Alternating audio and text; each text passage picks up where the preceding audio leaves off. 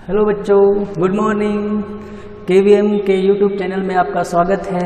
मैं Ajay Kumar with organic chemistry. हम पढ़ा रहे हैं आपको चैप्टर 10 हैलोजन व्युत्पन्न, जिसमें एल्किल हैलाइड और एरिल हैलाइड को हम पढ़ते हैं। तो अब तक हमने इसमें पढ़ा था इनका क्लासिफिकेशन और इनके आईयूपीएसी नाम। तो आईयूपीएसी नामों में हम क्या कर रहे थे कि जो एरोमेटिक यौगिक हैं उनमें नामों में क्या होती है कि एरोमेटिक जो हैलाइड हैं उनके आईयूपीएसी नाम स्वीकार न करके ज़्यादातर उनके रूढ़ नाम ही स्वीकार कर लिए गए हैं। तो इसमें कई बार इसमें आती है, जैसे मान लो ये हमारे पास बेंजीन वलय है, यहाँ पर इसमें कोई एल्किल्स यानी हाइड्रोकार्बन की श्रृंखला जुड़ी हुई है इस तरह से, ठीक है। ये रेखीय सूत्र है, तो यहाँ भी एक कार्बन हो गया, ये कार्बन और ये कार्बन, इसमें 4 कार्बन जुड़े हुए हैं।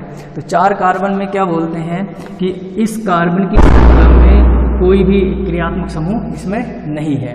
तो क्रियात्मक समूह नहीं है तो ये श्रृंखला किसका काम करती है? ये प्रतिस्थापी का काम करती है, प्रतिस्थापी का काम करेगी। और मुख्य जो होगा वो क्या होगा? बेंजीन होगा।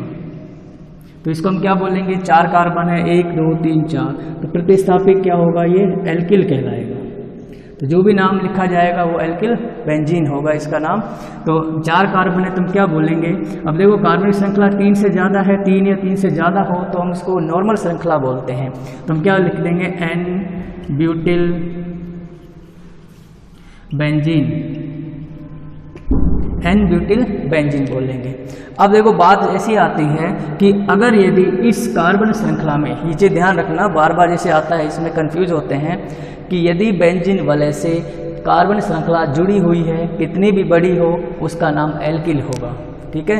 वो मुख्य श्रृंखला का काम नहीं करेगी जब तक कि उसमें कोई क्रियात्मक समूह ना जुड़ा हो या कोई प्रतिस्थापी ना आ जाए। यदि इसमें कोई प्रतिस्थापी आ जाए या कोई क्रियात्मक समूह जुड़ जाए तो मुख्य श्रृंखला का काम ये करती है और प्रतिस्थापी का काम ये करता है। जैसे मान लो यहाँ पर ये आ गया, इस तरह से बेंजीन वलय है, यहाँ पर हमने जोड़ा हुआ है CH2 CH2 CH2 और यहाँ पर हमने कोई भी समूह लगा दिया। जैसे मान लो क्रियात्मक समूह हमने लगाया, यहाँ पर एल्डिहाइड लगा दिया भाई, ठीक है। तो अब इसको क्या करते हैं कि जैसे मान लो एक तो ये होता है मुख्य क्रियात्मक समूह, ये हो गया, तो हमारी मुख्य श्रृंखला ये हो गई। बाकी ये किसका काम करेगा? प्रतिस्थापी का काम करेगा। और प्रतिस्थापी क्या होगा, क्या कहलाएगा? प्रतिस्थापी में इसको लिखते हैं फेनिल, और मुख्य श्रृंखला ये हो गई। अब बात आती है इसकी नंबरिंग की, इधर से करें कि इधर से करें, है ना। तो हमारा जो मुख्य क्रियात्मक समूह है उसको कम से कम अंक मिलना चाहिए, तो उस तरफ से हम इसकी नंबरिंग करते हैं 1 2 3 और 4, ठीक है। अब 4 नंबर पर ये जुड़ा हुआ है फेनिल समूह, ठीक है। तो इसको क्या बोलेंगे? 4 फेनिल। अब देखो और कोई प्रतिस्थापित नहीं जुड़े हुए, इससे सीधी श्रृंखला है। कितने कार्बन है? 1 2 3 4 एकल बंध से जुड़े हुए हैं। 4 को क्या बोलते हैं? ब्यूट। एकल बंध है तो हमने क्या लिख दिया? Butane dash. क्रियात्मक समूह कितने पर है? 1 नंबर पर। क्या अनुलग्न होता है इसका? एल होता है, तो हम क्या लिख देते हैं? 1L, ठीक है। अब इसको 4 फेनिल ब्यूटेनिल भी बोल सकते हैं, क्योंकि एक को हम दर्शाते नहीं हैं ज़्यादातर, तो ये इसका आईयूपीएसी नाम हो गया। क्लियर है यहाँ तक? अगर मान लो इसमें कोई OH समूह जुड़ा हो या और कोई समूह जुड़ा हुआ हो, जैसे मान लो हम बात करें 2 क्रियात्मक समूह जुड़े हैं, वो तो आपको आईयूपीएसी पद्धति का पता ही है कि जब भी 2 क्रियात्मक समूह जुड़े हों तो वरीयता क्रम में जो पहले आता है उसका अनुलग्न और बाकी सबका पूर्व लग्न लगाते हैं। अब यहाँ पर ये बेंजीन वलय है, इससे आगे CH2 CH OH और CH2 C double bond OH, ठीक है। अल्कोहल और कार्बोक्सिलिक समूह 2 क्रियात्मक समूह आ गए। अब तो ये तो प्रतिस्थापी का काम करेगा, यहाँ पर ये भी प्रतिस्थापी का काम करेगा। और मुख्य क्रियात्मक समूह क्या है हमारा? कार्बोक्सिलिक समूह है। इसका अनुलग्न क्या होता है? OH अम्ल, ठीक है। ये हाइड्रोक्सी है, कितने नंबर पर आएगा? 1 2 3 और 4। तो क्या लिखते हैं? हाइड्रोक्सी S से शुरू होता है, फेनिल P से शुरू होता है, H पहले आएगा तो इसको लिख दो 3 हाइड्रोक्सी 4 फेनिल और 4 कार्बन है ब्यूटेनोइक अम्ल। ठीक है, ये इसका IUPAC नाम हो गया। मेन चीज़ जो है वो ये है कि यदि बेंजीन वलय से कोई कार्बन श्रृंखला जुड़ी हुई हो, यदि उस श्रृंखला में कोई क्रियात्मक समूह आ जाए तो वो श्रृंखला मुख्य श्रृंखला के रूप में व्यवहार करती है और जो बेंजीन वलय होती है वो प्रतिस्थापी का काम करती है। अगर मान लो उस श्रृंखला में क्रियात्मक समूह नहीं है, सीधी श्रृंखला है, तो वो किसका काम करती है? वो प्रतिस्थापी का काम करती है और जो वलय होती है वो मुख्य बेंजीन होती है। तो नाम के अंत में बेंजीन लगा देते हैं। ये तो था इनके यौगिक को। अब हम एरिल हैलाइड की बात करें तो देखो, जैसे मान लो और एरोमेटिक यौगिक लें हम, ये है, यहाँ पर OH जुड़ा हुआ है। अब इसको हाइड्रोक्सी बेंजीन बोलते हैं। ठीक है, तो इसका रूढ़ नाम क्या है? फिनोल। अब हम फिनोल के नाम से इसको ज़्यादा जानेंगे। अब जो भी प्रतिस्थापी होंगे वो फिनोल के व्युत्पन्न कहलाएंगे। अगर मान लो यहाँ पर CH3 जुड़ा हुआ है, ये CH3 जुड़ा हुआ है, तो ये प्रतिस्थापी इसके क्या है? ये प्रतिस्थापी कहलाएंगे। नंबरिंग यहाँ से होगी 3, 4, 5 और 6। तो 3 और 5 पर प्रतिस्थापी है, तो क्या लिखेंगे? 3,5 डाईमेथिल फिनोल। क्या लिखेंगे? 3,5 डाईमेथिल फिनोल।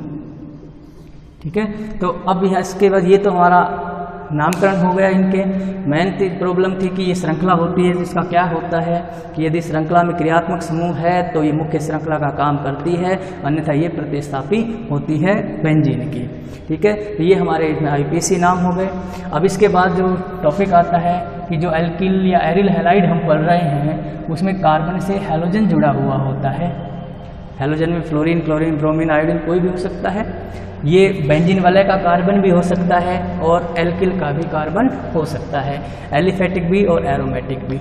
हम एरिल की अब बात करें तो उसमें बेंजीन वलय से कौन जुड़ा हुआ है? हैलोजन।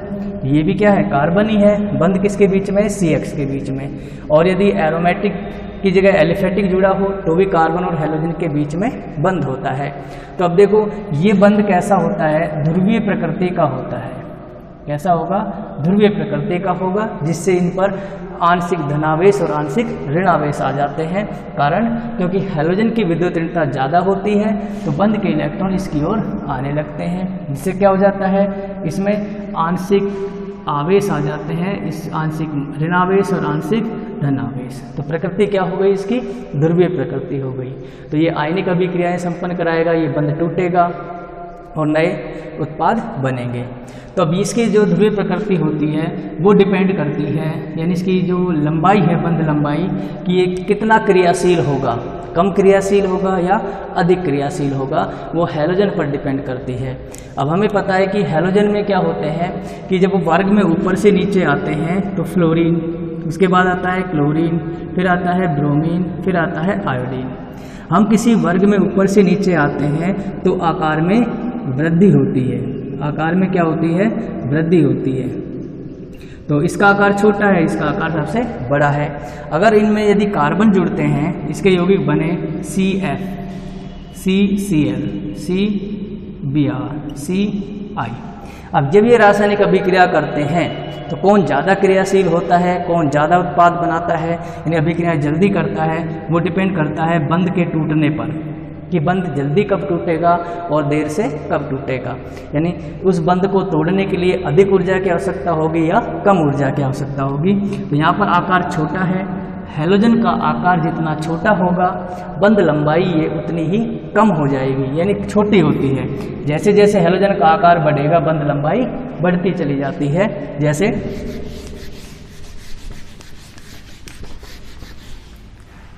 अब यहाँ पर हम जैसे हमने ये कार्बन के साथ फ्लोरीन जोड़ दिया, भाई फ्लोरीन का आकार छोटा है, ठीक है, ये बंध लंबाई कम है। कार्बन के साथ हमने ये क्लोरीन जोड़ दिया, क्लोरीन का आकार और बढ़ गया तो बंध लंबाई और बढ़ गई।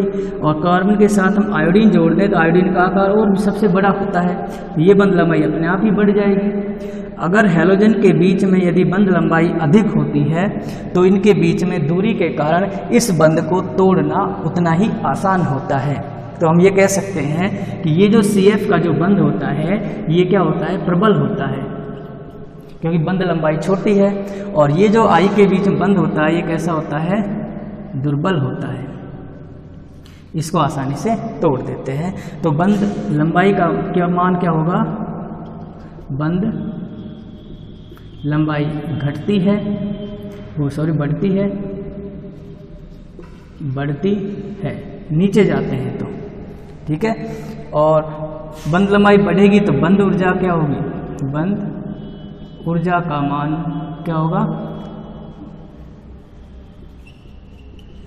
कम होगा, है ना, घटेगा, कम ऊर्जा लगानी पड़ेगी। बंध लंबाई बढ़ेगी, ऊपर से नीचे आएंगे तो यहाँ पे नीचे आ रहे हैं हम, है ना, तो इनके मान में बंध लंबाई बढ़ रही है, ऊर्जा का मान कम हो रहा है। तो ये तो हो गया एल्किल हैलाइड और एरिल हैलाइड में कार्बन हैलोजन बंध की प्रकृति। ये बंध टूट जाता है ना, विद्युत ऋणता का। अगर हम बात करें वाइनिल हैलाइड और एरिल हैलाइड की बात करते हैं, वाइनिल हैलाइड में क्या होता है, CH2 डबल बॉन्ड CH और Cl, ठीक है। इसमें Cl में क्या है, ये लॉन पेयर है। अब यहाँ पर क्या होता है कि इसमें देखो कि इलेक्ट्रॉन अट्रैक्टिंग समूह है, अब इसमें क्या पाया जाएगा, अनुनाद पाया जाएगा। अब अनुनाद के कारण क्या होगा, कार्बन और हैलोजन के बीच में द्विबंध का गुण आ जाता है, आंशिक द्विबंध का गुण आएगा। जैसे मान लो ये दो इलेक्ट्रॉन इसके इधर आए, यहाँ डबल बॉन्ड हो गया और ये इलेक्ट्रॉन निकलकर यहाँ आ गए, तो जो अगली संरचना बनेगी उसमें क्या आ जाएगा, CH2 सिंगल बॉन्ड, इस पर माइनस आवेश आ गया, और ये हो गया CH और डबल बॉन्ड Cl। अब Cl पर क्या आ गया, प्लस आवेश। अब अगली स्थिति में क्या होगा भाई, ये इधर जाएगा यहाँ पर और ये वापस यहाँ पर आ जाएगा। तो इस तरह से इसमें वाइनिल हैलाइड में अनुनाद के कारण कार्बन और हैलोजन के बीच में आंशिक द्विबंध आ जाता है, अर्थात बंध लंबाई कम हो जाती है, और बंध लंबाई कम होगी तो उसे तोड़ना उतना ही मुश्किल होता है। तो इसके ये तो क्या था, वाइनिल हैलाइड, क्या बोलते हैं इसको, वाइनिल हैलाइड, क्लियर है। अब हम बात करते हैं एरिल हैलाइड की। अब एरिल हैलाइड में क्या होता है, बेंजीन वलय होती है। जहाँ पर बेंजीन वलय आ जाए इसका मतलब वहाँ पर कुछ ना कुछ गड़बड़ है, क्योंकि बेंजीन वलय में अनुनाद करती है। तो अनुनाद के कारण क्या होता है, वो औरों से भिन्न हो जाती है। अब मान लो यहाँ पर ये Cl जुड़ा हुआ है या कोई भी हैलोजन जुड़ा हुआ है, तो इसमें क्या होते हैं, लोन पेयर होते हैं। अब हमने 11th क्लास में पढ़ा था कि यदि बेंजीन वलय से लोन पेयर वाला समूह जुड़ जाए, जिसके पास लोन पेयर है, तो वो क्या होगा, इलेक्ट्रॉन डोनेटिंग समूह हो जाता है, और वो वलय को इलेक्ट्रॉन देता है। तो वलय को इलेक्ट्रॉन देगा तो वलय के चारों ओर माइनस आवेश यानी इलेक्ट्रॉन घनत्व तो बढ़ जाता है और वो उसके चारों ओर घूमने लगता है। तो इसमें ज़्यादा अनुनादी संरचनाएं बनती हैं। तो जिसमें ज़्यादा अनुनादी संरचनाएं होंगी संख्या में, वो उतना ही ज़्यादा स्टेबल हो जाता है। तो यहाँ पर देखो, इस लोन पेयर के 2 इलेक्ट्रॉन यहाँ पर आते हैं कार्बन और हैलोजन के बीच में, तो कार्बन की संयोजकता बढ़ जाती है, यानी 4 की बजाय 5 हो जाती है। तो कार्बन बंध तो 4 ही बना सकता है, तो तुरंत ही इस बंध के इलेक्ट्रॉन निकलकर इस ऑर्थो पोजीशन पर आ जाते हैं, और जो अगली संरचना बनती है इसकी, इस तरह से यहाँ पर आ गया Cl और इस पर आ जाता है प्लस आवेश। प्लस क्यों लगाया, पहले भी बताया था कि यदि कोई परमाणु अपनी कैपेसिटी से ज़्यादा बंध बना लेता है तो प्लस आ जाता है, और कम बंध बनाता है तो माइनस आ जाता है। अब क्लोरीन की हैलोजन की कैपेसिटी कितनी है, 1 बंध बनाने की, इसने 2 बना लिए तो हमने प्लस लगा दिया, ठीक है। ये अस्थायी होगा, वापस से चला जाएगा। तो यहाँ पर क्या आया था, ऑर्थो स्थिति पर ऋण आवेश, यहाँ पर ये द्विबंध है, यहाँ पर भी द्विबंध है। अब अगली स्थिति में क्या होता है कि जैसे ही इसके बंध, इस कार्बन और इस कार्बन के बीच में द्विबंध आता है, तो इस कार्बन की संयोजकता बढ़ जाती है, यानी 5 हो जाती है। तुरंत ये इलेक्ट्रॉन निकलकर इसकी पैरा स्थिति पर आ जाता है, और अगली जो संरचना बनती है इस तरह से अनुनादी संरचना बनेगी, 2 बंध Cl प्लस, ठीक है। यहाँ पर अब देखो माइनस नहीं है, ये माइनस कहाँ गया, इलेक्ट्रॉन इस कार्बन और इस कार्बन के बीच में आ गया, तो यहाँ पर हमने द्विबंध लगा दिया। यहाँ का द्विबंध टूट गया, उसका इलेक्ट्रॉन कहाँ गया, पैरा पोजीशन पर, और ये हमारा अभी भी मौजूद है। तो नेक्स्ट संरचना ये बन गई।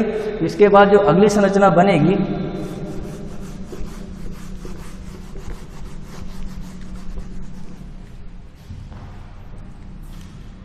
इस तरह से। अब क्या होता है कि ये जो इलेक्ट्रॉन इन दोनों कार्बन के बीच में आते हैं, इन दोनों के, तो ये वाले इलेक्ट्रॉन निकलकर फिर ऑर्थो स्थिति पर आ जाते हैं।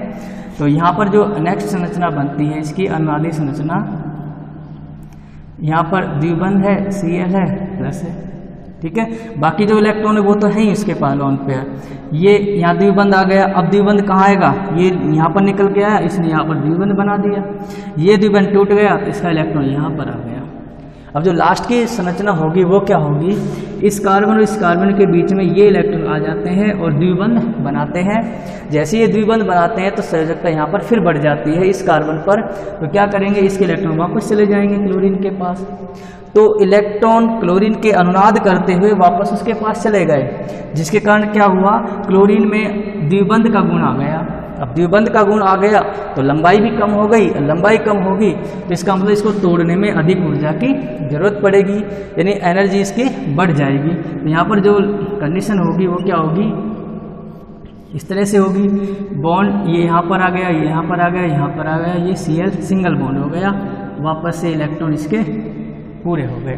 तो अब देखो पहली वाली संरचना और लास्ट की संरचना में क्या अंतर दिख रहा है, इसमें बॉन्ड की स्थिति बदल गई। जो डबल बॉन्ड यहाँ था वो वहाँ तो सिंगल बॉन्ड हो गया और जहाँ सिंगल बॉन्ड था वहाँ पर डबल बॉन्ड हो गया।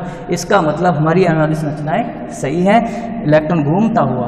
अब कौन घूम रहा था, इसका जब अनुनाद संकर बनाते हैं ऐसे 3 लाइनें खींच दो, तो यहाँ पर जो अनुनाद संकर होगा वो क्या होगा, मैं आगे बना देता हूँ इसको।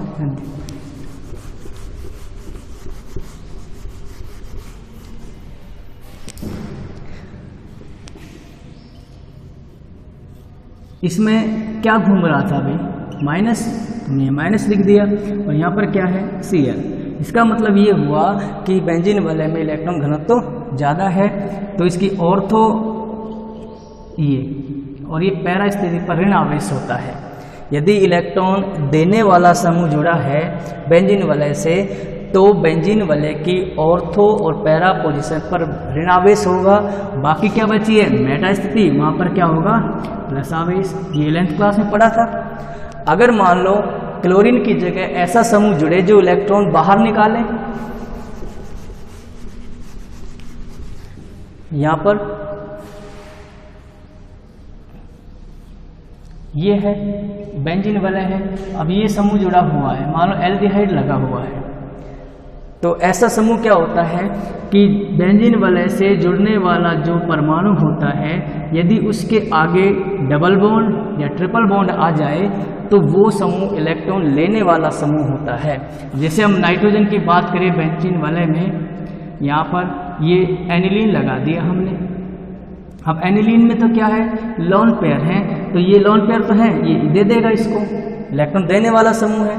ये क्या करता है, इलेक्ट्रॉन लेगा, यहाँ कमी हो गई, इसकी पूर्ति कहाँ से होगी भाई, जैसे मान लो बेंजीन वलय ये है बंद, तो यहाँ से ये पूर्ति करेगा, वलय से पूर्ति होगी, यानी वलय से इलेक्ट्रॉन बाहर जा रहे हैं, तो यहाँ पर इसकी ऑर्थो पोजीशन पर क्या आ जाएगा, प्लस आ जाएगा और पैरा पर भी प्लस आ जाएगा। बची कौन सी, मेटा स्थिति, यहाँ पर माइनस होगा। ये समूह पर डिपेंड करता है कि कौन सा समूह जुड़ा हुआ है। ये इलेक्ट्रॉन देगा तो इसकी ऑर्थो स्थिति पर माइनस आ जाएगा और पैरा पर भी क्या आ जाएगा, माइनस। बची मेटा स्थिति, इन पर प्लस आवेश हो जाएगा ना। ये 11th क्लास में पढ़ी हुई है। तो इसका मतलब हम एरिल हैलाइड जो पढ़ रहे हैं, वाइनिल हैलाइड और एरिल हैलाइड, अनुनाद के कारण इनमें कार्बन और हैलोजन के बीच में आंशिक द्विबंध का गुण आ जाता है, जिससे इनकी बंध लंबाई कम हो जाती है और इनकी क्रियाशीलता एल्किल हैलाइड और एरिल हैलाइड की तुलना में कम हो जाती है, यानी अधिक ऊर्जा देनी पड़ती है इनको तोड़ने के लिए। तो ये तो थी कि CX बंध की प्रकृति।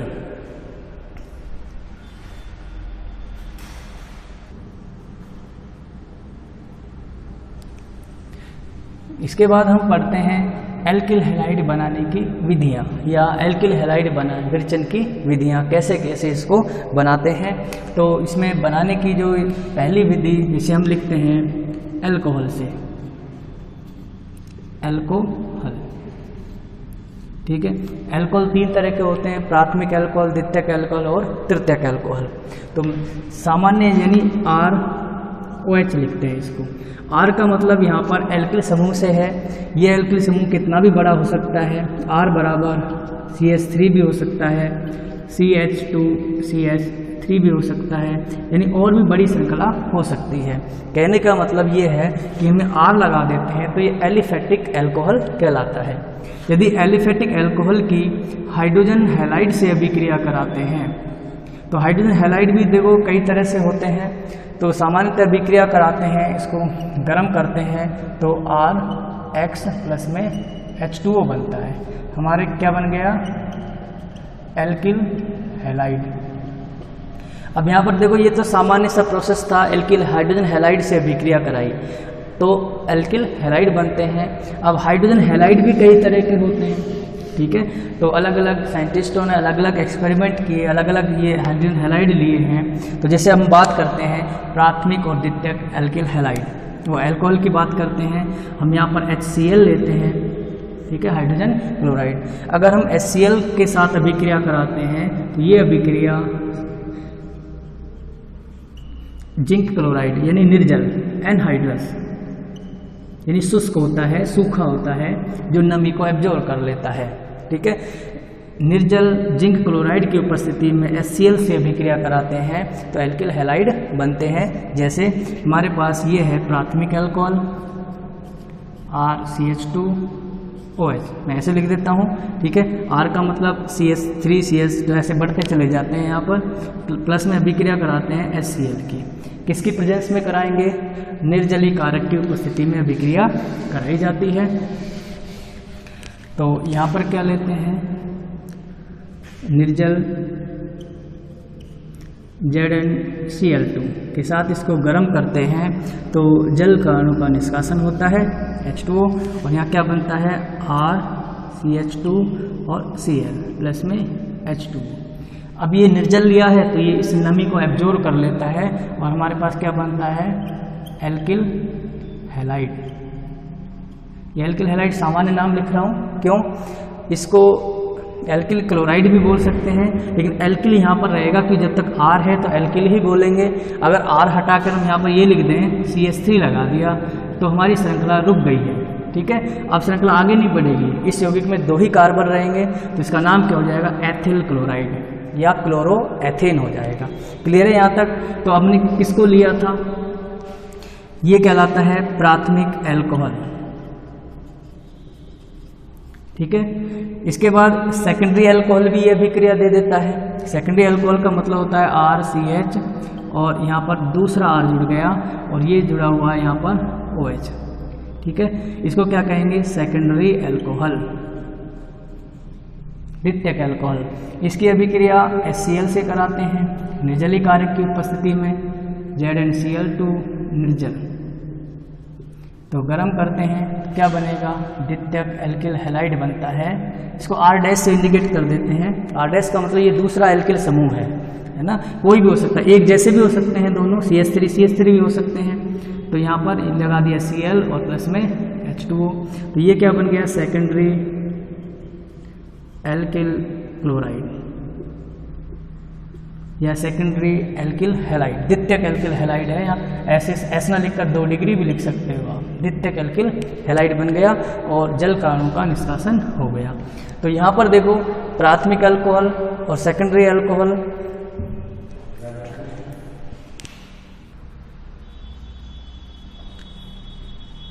तो यहाँ पर प्राथमिक अल्कोहल सेकेंडरी अल्कोहल की अभिक्रिया HCl से कराते हैं तो निर्जली कारक की उपस्थिति जरूरी होती है। तो जिंक क्लोराइड की उपस्थिति में अभिक्रिया कराते हैं तो इसको विधि को क्या कहते हैं, ग्रोव प्रक्रम भी कहते हैं, ग्रोव प्रक्रम, ठीक है। अब बात आती है टर्सरी अल्कोहल क्या करता है सर। टर्सरी अल्कोहल का क्या है, वो भी अभिक्रिया करेगा, लेकिन यदि टर्सरी अल्कोहल की अभिक्रिया HCl के साथ कराते हैं तो अभिक्रिया इतनी तेजी से हो जाती है कि हमें उत्प्रेरक की आवश्यकता नहीं होती है, अभिक्रिया रूम टेम्परेचर पर ही हो जाती है। इसका कारण है, देखो यहाँ पर टेम्परेचर ज़्यादा चाहिए होता है या थोड़ा सा कम, और उसमें बिल्कुल ही नहीं चाहिए होता।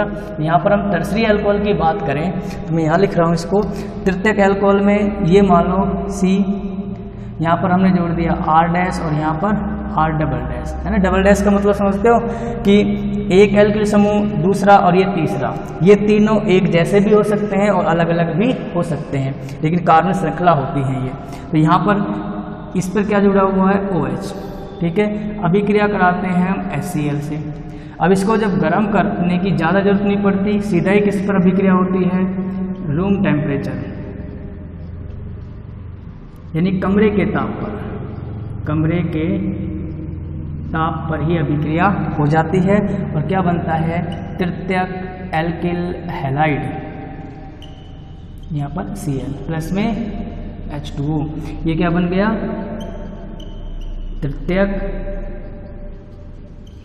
एल्किल हैलाइड, ठीक है। टर्सरी एल्किल हैलाइड बन गया।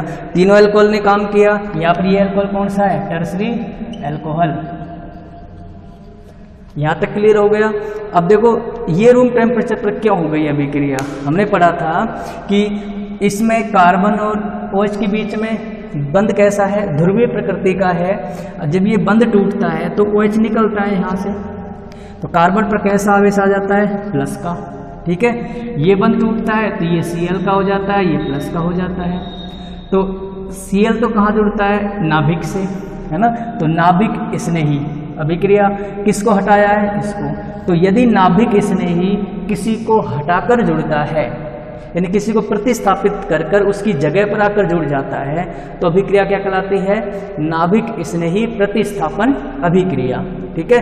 अगर मान नाभिक स्नेही जुड़ रहा है और किसी को हटा भी नहीं रहा है ना, सिर्फ जुड़ने का काम हो रहा है, तो उसे कहते हैं नाभिक स्नेही अभिक्रिया या नाभिक स्नेही योगात्मक अभिक्रिया भी कहते हैं। तो यहाँ प्रतिस्थापन अभिक्रिया होती है। तो यदि OH जब हटता है तो कार्बन पर कैसा आवेश आ जाता है, प्लस। तो ये क्या हो गया, कार्ब धनायन। कौन सा कार्ब धनायन है, ये द्वितीयक प्रकार का है, सेकेंडरी है। यहाँ से OH हटता है तो ये कार्ब धनायन बनता है, ये कैसा है, प्राथमिक प्रकार का है। यहाँ से OH हटता है तो ये कार्बोकैटायन कैसा हो जाता है, टर्सरी प्रकार का, तृतीयक प्रकार का होता है। तो हमने SN1 यानी 11th क्लास में जो पढ़ा था, तो हमारा जो टर्सरी कार्बोकैटायन होता है वो ज़्यादा क्रियाशील होता है। ये क्रम पढ़ा था, टर्सरी, सेकेंडरी और प्राइमरी। तो जाहिर है कि ये जल्दी अभिक्रिया होती है, यानी रूम टेम्परेचर पर ही अभिक्रिया संपन्न हो जाती है। ये तो हमने लिया था हाइड्रोजन क्लोराइड की अभिक्रिया, किससे, प्राथमिक अल्कोहल से, द्वितीयक अल्कोहल से और तृतीयक अल्कोहल से। इनका स्क्रीनशॉट ले लो आप।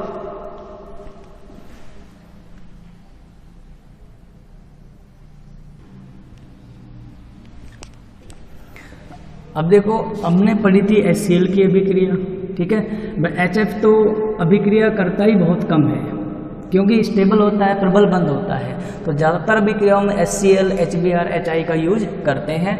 तो HCl के बाद हमारे बच गए कि HBr से अभिक्रिया होती है या नहीं, HI से अभिक्रिया कब होती है। तो एल्कोहल से जब इनकी अभिक्रिया कराते हैं तो सीधे ही इनसे अभिक्रिया नहीं कराते हैं, इनको क्या करते हैं, इनको अभिक्रिया में ही बनाया जाता है। तो इनको बनाने से पहले क्या करते हैं कि कंसंट्रेट सांद्र H2SO4 की अभिक्रिया किससे कराते हैं, हमें एल्किल ब्रोमाइड बनाना है तो किससे अभिक्रिया कराएंगे, इसकी प्लस में NaBr से, ठीक है। या फिर NaI से अभिक्रिया कराते हैं H2SO4 की, सांद्र है दोनों में। तो क्या बनता है यहाँ पर HNaSO4 प्लस में HBr, इसमें क्या बनेगा HNaSO4 प्लस में HI बनता है, ठीक है। तो अभिक्रिया में ये HBr और HI बने हैं। अब ये अभिक्रिया करते हैं किससे, एल्किल हैलाइड से। जैसे मान लो R, वो एल्कोहल से अभिक्रिया करते हैं, ROH है, हम प्राथमिक एल्कोहल को थोड़ा ऐसे लिख दिया करो ROH, ठीक है। तो हमें ये शो हो जाता है कि कार्बन से OH जुड़ा हुआ है। प्लस में HBr से अभिक्रिया करते हैं तो जल का अणु निकलेगा और क्या बनेगा यहाँ पर RCH2Br प्लस में H2, तब अभिक्रिया होती है। तो इस किसकी उपस्थिति में होती है, ये सांद्र H2SO4 की उपस्थिति में होती है। तो हम इस अभिक्रिया को कैसे लिख सकते हैं, हम इस तरह से लिख सकते हैं कि जैसे मान लो प्राथमिक एल्कोहल लिया, यहाँ पर अभिक्रिया कराई किससे, NaI या NaBr भी हो सकता है। ठीक है, किसकी उपस्थिति में, कंसंट्रेट H2SO4 की उपस्थिति में इसको गर्म करते हैं। ठीक है, तो पहले ये NaI और NaBr इससे अभिक्रिया करते हैं और फिर इससे अभिक्रिया करेगा तो हाइड्रोजन आयोडाइड बनेगा, इससे अभिक्रिया करेगा तो HBr बनेगा। वो HBr या HI इससे अभिक्रिया करते हैं और एल्किल हैलाइड बना लेते हैं। यहाँ पर क्या बन गया, CH2 और I या R CH2Br प्लस में क्या बाहर निकलता है, H2। मैंने दोनों को ही लिख दिया है। ठीक है, अगर NaI लेते हैं तो एल्किल आयोडाइड बनता है, NaBr लेते हैं तो एल्किल ब्रोमाइड बनता है। ठीक है, तो यहाँ पर ये अभिक्रिया होगी। ये क्या है, प्राथमिक अल्कोहल है, सेकेंडरी अल्कोहल है, टर्सरी अल्कोहल है, इस तरह से ये अभिक्रिया होती है, बस उत्प्रेरक चेंज हो जाता है। तो ये तो हो गई अल्कोहल से एल्किल हैलाइड बनाने की विधि, ZnCl2 से की उपस्थिति में या कंसंट्रेट H2SO4 की उपस्थिति में। इसके बाद आता है कि यदि हम अल्कोहल की अभिक्रिया PCl5 या PCl3 के साथ कराएं थायनिल क्लोराइड की उपस्थिति में, यानी डार्जन प्रक्रम, तो उसमें क्या एल्किल हैलाइड अच्छी मात्रा में यानी ज़्यादा मात्रा में बनते हैं। इनका स्क्रीनशॉट ले लो आप इसका। तो रासायनिक अभिक्रिया क्या लिखोगे, तो ये तो मैंने समझाने के लिए लिख दिया है इनको तो। ठीक है, अब ऐसे अभिक्रिया होगी और तब जाकर ये एल्किल हैलाइड बनेंगे। आप इसको सीधा ही ऐसे लिख सकते हैं, प्राथमिक अल्कोहल की अभिक्रिया इनसे कराते हैं किसी एक के साथ तो हमारे पास एल्किल हैलाइड बनते हैं। किसकी उपस्थिति में, कंसंट्रेट H2SO4 की उपस्थिति में, और जल बाहर निकलता है। तो ये हो गई एल्किल हैलाइड की अभिक्रिया। इसकी स्क्रीनशॉट ले लो, आप इस अभिक्रिया को लिखकर भी काम चला सकते हो।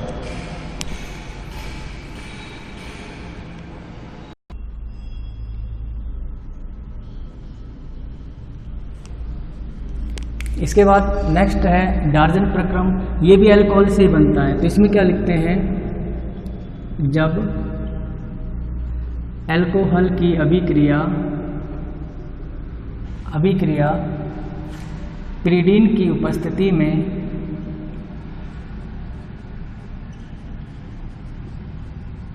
थायोनिल क्लोराइड के साथ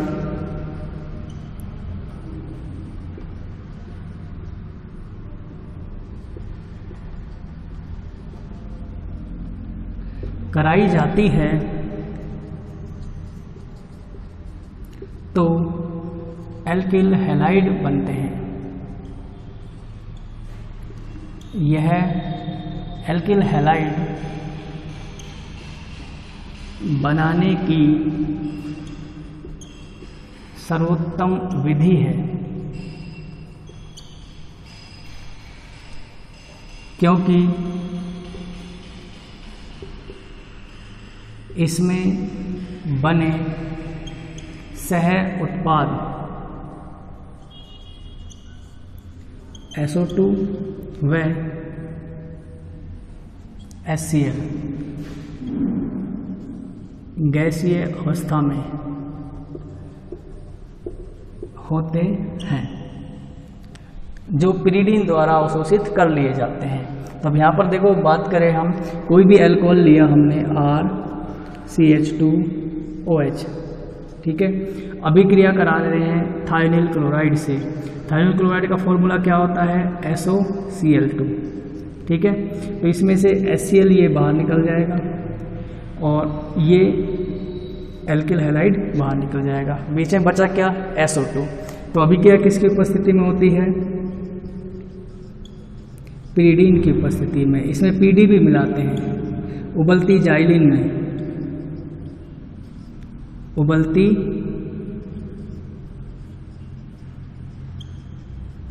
जाइलिन में ये भी क्रिया कराई जाती है। तो इसमें क्या बनता है, एल्किल हैलाइड बनता है, HCl होता है गैसीय अवस्था में, SO2 होती है गैसीय अवस्था में। ठीक है। तो इस तरह से ये प्रक्रम क्या कहलाता है, डार्जन प्रक्रम कहलाता है। रासायनिक अभिक्रियाओं के दौरान ध्यान रखना कि जितने बंध टूटते हैं उतने ही नए बनते हैं। अब हम यहाँ बात कर रहे हैं कि ऑक्सीजन के 2 बंध थे पुराने, दोनों टूट गए। अब ऑक्सीजन ने किससे बंध बना लिया, सल्फर से बना लेता है। सल्फर के ये 2 बंध टूट गए, सल्फर ने किससे बना लिया, ऑक्सीजन से। तो हमारा जो बीच में प्रोडक्ट बाहर निकला वो क्या था, SO2 बाहर निकल गया, यानी SO2 बाहर हो गया। ये बंध टूटा, ये यहाँ पर आ गया और इसका HCl बना लिया, इनके बीच में बंध बन गया। तो ये तो हमारा क्या था, एल्कोहल। किससे अभिक्रिया कराई हमने, थायोनिल क्लोराइड से। थायोनिल क्लोराइड से अभिक्रिया कराई है इसकी। तो ये एल्किल हैलाइड बन गया, एल्किल हैलाइड। तो एल्किल हैलाइड बनाने की ये सर्वोत्तम विधि मानी जाती है, क्योंकि इनमें जो सह उत्पाद बने हैं ये अपने आप ही अलग हो जाते हैं, ब्रीडिंग द्वारा एब्जॉर्ब कर लिए जाते हैं, अवशोषित कर लिए जाते हैं। इससे सिर्फ एल्किल हैलाइड ही इसमें बचता है, इसलिए इसको डार्जन प्रक्रम भी कहते के नाम से भी जानते हैं। इसके बाद नेक्स्ट एल्कोहल से हम बनाने की विधि में पढ़ रहे हैं।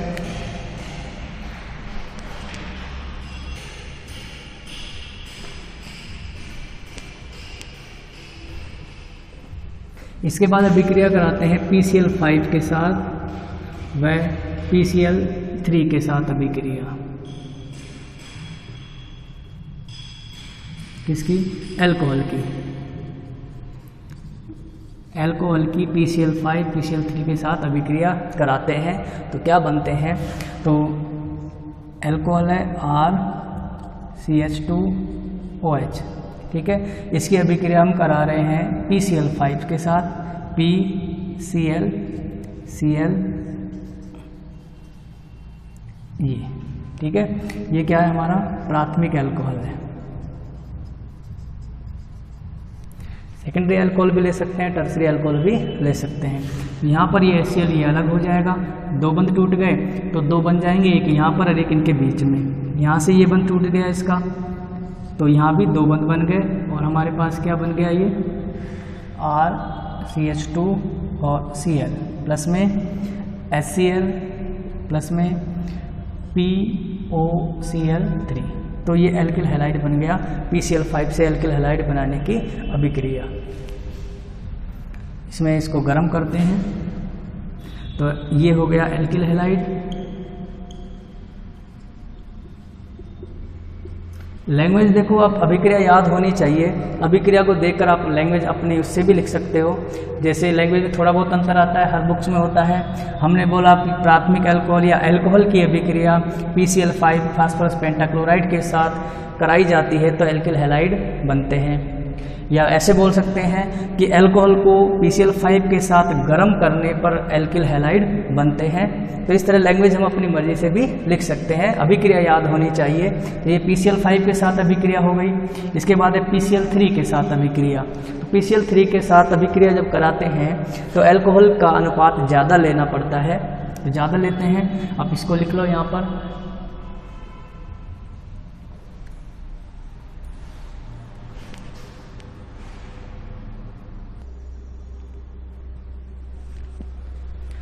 PCl3 में क्या लेते हैं, जैसे हमने मारा है PCl3, ठीक है।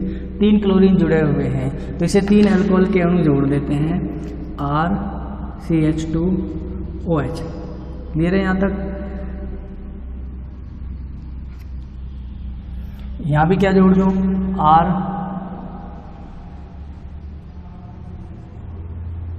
RCH2OH। यहाँ भी क्या जोड़ दिया हमने, RCH2OH। इसको ऐसे लिख सकते हैं यहाँ पर,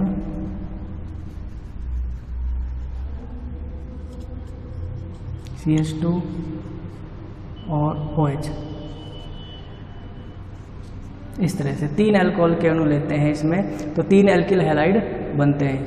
तो यहाँ पर क्या होता है कि फास्फोरस की, या हम ऐसे इसको ऐसे भी कर सकते हैं,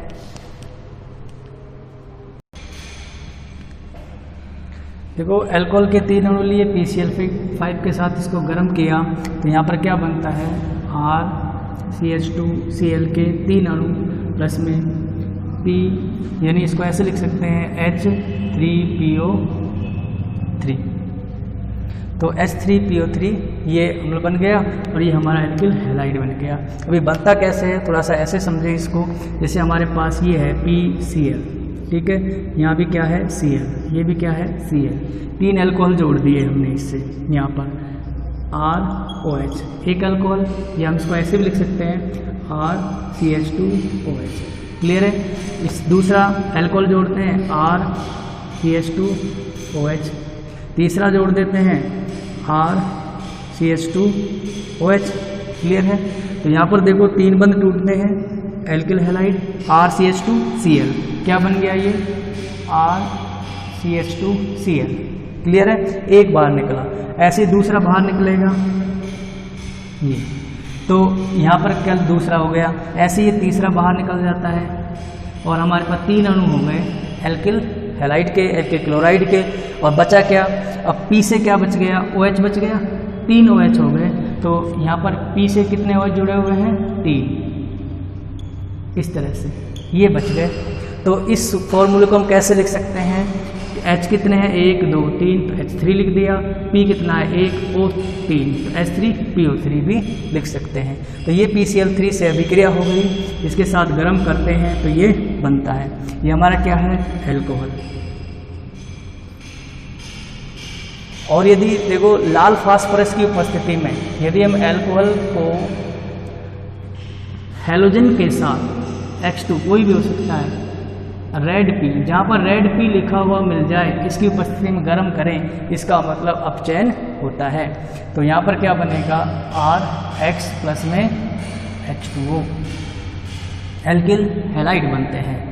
तो इस तरह से ये एल्किल हैलाइड बनाने की लाल फास्फोरस से भी अभिक्रिया होती है। तो यहाँ तक हमने देखा, जो हम एल्कोहल से एल्किल हैलाइड बना रहे थे, अब तक जो अभिक्रिया विधि पढ़ी है हमने, कि हमने किस किस से अभिक्रिया कराई थी, जिंक क्लोराइड की उपस्थिति में कराई थी, कंसनट्रेट H2SO4 की उपस्थिति में कराई थी, है ना, और PCl5 से कराई थी, थायरोनिल क्लोराइड से कराई थी, PCl3 से भी करा रहे हैं। तो इनमें क्या बन रहा है हमारा एल्किल हैलाइड, ठीक है। तो एल्किल हैलाइड ही इन विधियों से बनाए जा सकते हैं, एरिल हैलाइड नहीं बनते हैं। एरिल हैलाइड हम इस विधि से नहीं बना सकते, यानी ये वाले यौगिक नहीं बना सकते भाई, X वाले, ठीक है, यानी ARX को नहीं बना सकते हम, RX को तो बना सकते हैं, ये बन सकता है। कारण क्योंकि इनमें जो OH समूह टूटता है, ये अगर हम इसकी जगह बेंजीन वलय ले लें तो क्या हो जाएगा, बेंजीन वलय का कार्बन OH से जुड़ा हुआ होगा।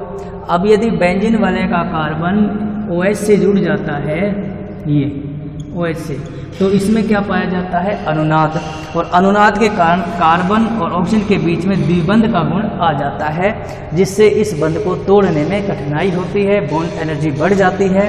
अर्थात एरिल हैलाइड ये अभिक्रियाएं नहीं देते हैं, इन अभिक्रियाओं से केवल एल्किल हैलाइड ही बनाए जा सकते हैं। तो ये तो था हमारा एल्किल हैलाइड बनाने की विधियाँ, किससे है, एल्कोहल से बनाते हैं सबको। तो एल्कोहल से एल्किल हैलाइड बनाने की विधियाँ कंप्लीट हो गई हैं। तो आपको जैसे ये वीडियो अच्छा लगा हो तो लाइक करें, सब्सक्राइब करें और बेल आइकन को दबाना ना भूलें। नेक्स्ट वीडियो में हम पढ़ेंगे इसकी और बनाने की विधियाँ। तब तक के लिए थैंक यू वेरी मच।